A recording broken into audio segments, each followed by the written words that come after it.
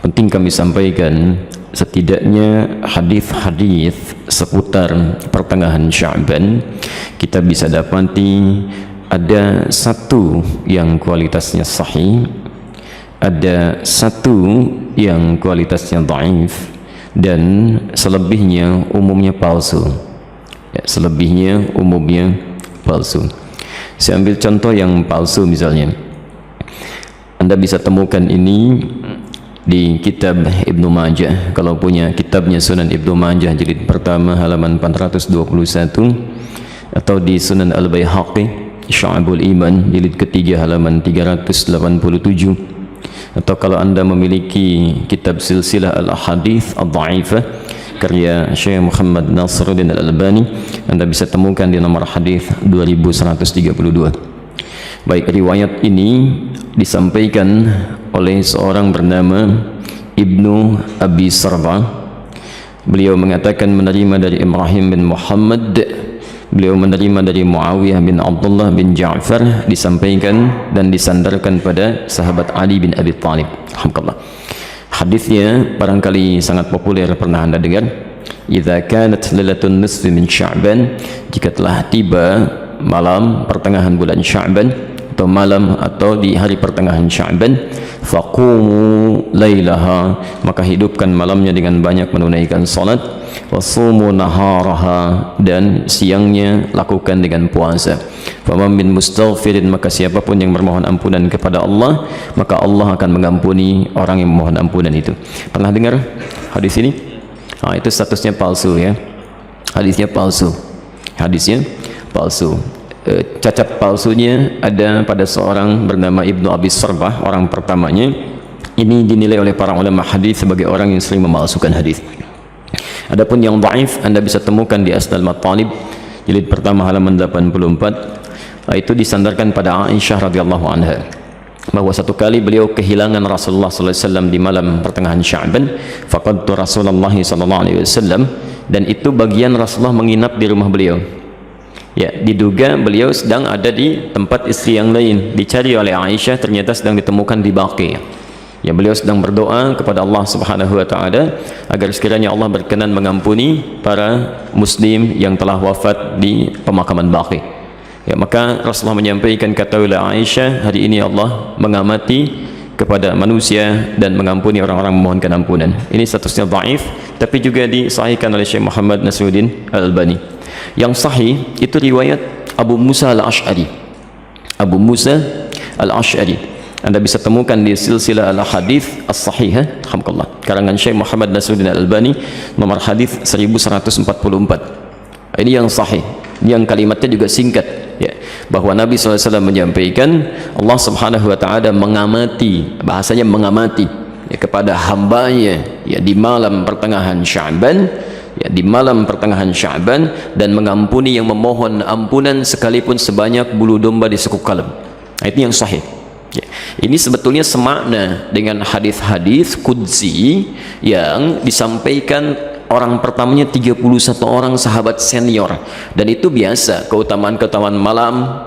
Misal yanzilu rabbuna tabaraka wa ta'ala, Allah kemudian ya menghamparkan rahmatnya ke langit dunia kepada hambanya setiap sepertiga malam. Itu tiap hari itu ya, sepertiga malam ya. Maka Allah kemudian berfirman, faqala ya ibadi, hambaku, siapa yang memohon kepadaku aku akan berikan, siapa yang meminta aku akan kabulkan. Faman istaghfara liya, dan siapa mohon ampunan faghafartu lahu, aku ampuni dia. Itu tiap hari, tiap hari. Jadi kalau Anda nggak minta itu rugi, dan hadisnya qudsi ya.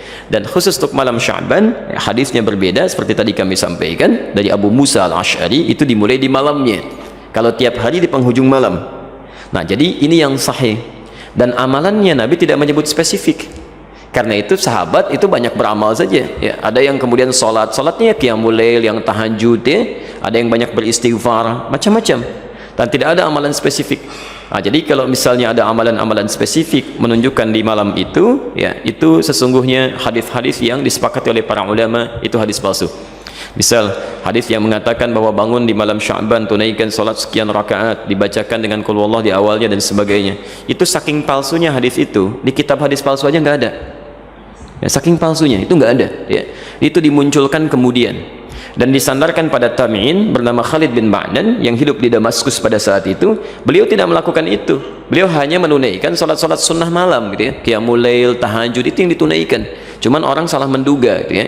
Jadi kalau anda ingin hidupkan malamnya dengan ibadah-ibadah sunnah, silakan saja, boleh qiyamul lail, tahajud, baca Quran, istighfar, itu standar biasa dan ada keutamaan di situ.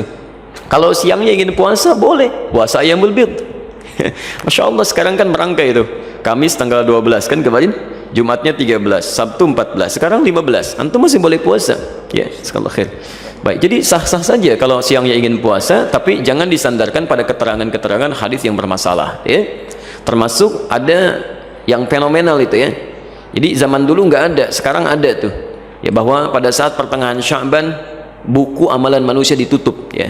Pernah dengar itu? Baik, kalau ditutup artinya amalan kita nggak dicatat karena ditutup. Di antum bebas saja lakukan apa aja tuh karena nggak dicatat tuh ya. Mau pinjam handphone teman, mau ngambil sandal di Baitur Rahim karena nggak dicatat tuh ya, karena ditutup ternyata nggak dicatat. Dan mustahil buku catatan amal seorang hamba ditutup kecuali dia telah wafat. Dia telah wafat. Dia ditutup tuh setelah wafat. Kalau dia masih hidup, dia pasti terbuka, masih terbuka dia, dan semua akan ditulis dan ditampakkan di akhirat nanti. Dalilnya sahih, faman ya'mal mithqala dzarratin khairan yarah, siapa yang berbuat satu kebaikan akan ditampakkan sekecil apapun ya, wa may ya'mal mithqala dzarratin syarran yarah. Yang ada hanyalah pena yang diangkat, yang tidak dituliskan, itu pun bukan di pertengahan Sya'ban atau bahkan di Ramadan, bukan, hanya dikhususkan pada 3 golongan tertentu. Rafi'al qalam an thalathin kan, atau an thalatha, diangkat pena, tidak dituliskan hisabnya dari 3 golongan.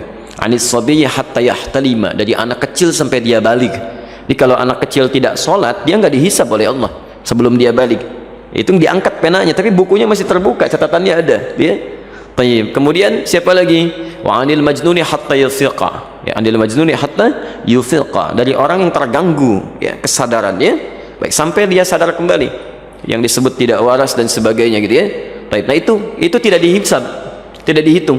Jadi kalau dia naik misalnya ngambil mangga anda, dia lempar, kemudian dia ambil mangganya, anda nggak usah marah karena Allah pun nggak hisab ya, Allah tidak hisab, jelas ya. Nah, karena dia melakukan amalan berdasarkan bukan karena kesadarannya. Dan yang terakhir, anin naimi hatta yastaiqidha, ya, dari orang yang tidur sampai dia bangun. Jadi kalau misalnya ada di antara antum ya tertidur, kemudian subuh lewat sampai jam 10, itu belum dihisab tuh. Nah, saat bangunnya di situ dia tempat sholatnya ya, tapi bukunya tetap terbuka, nggak ditutup ya. Kalau ditutup artinya sudah meninggal dunia, sudah selesai. Baik. Dan tidak ada kerjaan malaikat nutupin buku, dibuka lagi tuh ya. Tolong tanyakan kapan ditutupnya, kapan dibukanya tuh.